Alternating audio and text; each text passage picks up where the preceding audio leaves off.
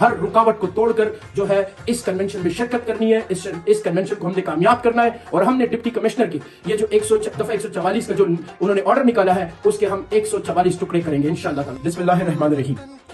जैसे कि आपको पता है कि पेशावर में पाकिस्तान तहरीक इंसाफ की जिले क़यादत की तरफ से 24 नवंबर को वर्कर कन्वेंशन होने जा रहा है, लेकिन उसका पस मंजर मैं थोड़ा सा आपको बताता चलूं कि पाकिस्तान तहरीक इंसाफ की जिले क़यादत और जिले जनरल सेक्रेटरी मोहम्मद आसिम खान तकरीबन इस वक्त 5 दरखास्तें मुख्तलिफ तारीखों में दे चुके हैं, लेकिन किसी एक दरखास्त के ऊपर भी डिप्टी कमिश्नर साहब ने किसी किस्म की कोई कार्रवाई नहीं की। ना ही उन्होंने हमें इकरार किया और ना ही उन्होंने इनकार किया।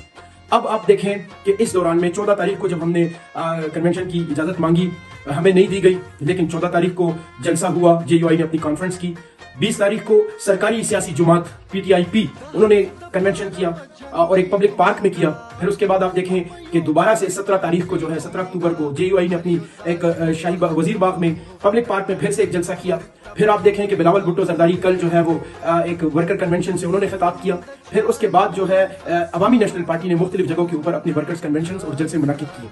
अब ऐसा है कि अभी एक मरतबा फिर डिप्टी कमिश्नर ने जो है वो दफा 144 पेशावर में नाफिज कर दी है।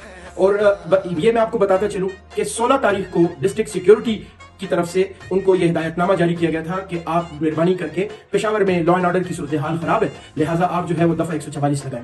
लेकिन उन्होंने क्या किया, उन्होंने 17 तारीख को JUI का जलसा होने दिया। फिर उसके बाद बिलावल भुट्टो जरदारी का जो वर्कर कन्वेंशन था दुरानपुर में वो होने दिया। और जब तमाम सियासी पार्टियों की एक्टिविटीज खत्म हो गई तो 24 तारीख को जो कि तहरीक इंसाफ ने ऐलान किया हुआ है और उसकी बाकायदा दरखास्त दी हुई है जिसके ऊपर किसी किस्म का अमल दरामद नहीं हो रहा, और हमने ये फैसला किया है कि हम हर हाल में जो है ये वर्कर कन्वेंशन करेंगे, तो आज जो है वो उनको दफा 144 याद आ गई है। अब मैं बताता चलूं कि इस दफा 144 में उन्होंने लिखा है कि 5 या 5 से ज्यादा लोग जिधर इकट्ठे ना हो। लिहाजा मेरी दरखास्त है कि आप इस तरह करें, पूरे पेशावर में कर्फ्यू लगाएं, तमाम बाजारों को बंद करें, BRT सर्विस बंद करें, यूनिवर्सिटीज कॉलेजेस स्कूल बंद करें, क्योंकि वहां पर 5 से ज्यादा लोग इकट्ठे होते हैं। तमाम शादी हालों को बंद करवाएं ताकि वहां पर जो है वो पब्लिक गैदरिंग्स हो रही है, लोग इकट्ठे होते हैं। अगर आपने पेशावर में वो लॉ एंड ऑर्डर मेंटेन करनी है अपने ऑर्डर के मुताबिक तो फिर तो ये होना चाहिए। लेकिन अगर आप सियासी पॉइंट स्कोरिंग के लिए आप बदनीयती कर रहे हैं, आप गैर कानूनी अमल कर रहे हैं, एक सियासी जुमात जो मुल्क की सबसे बड़ी सियासी जुमात है उसको पुरअमन तरीके से आईन और कानून के दायरे के अंदर रहते हुए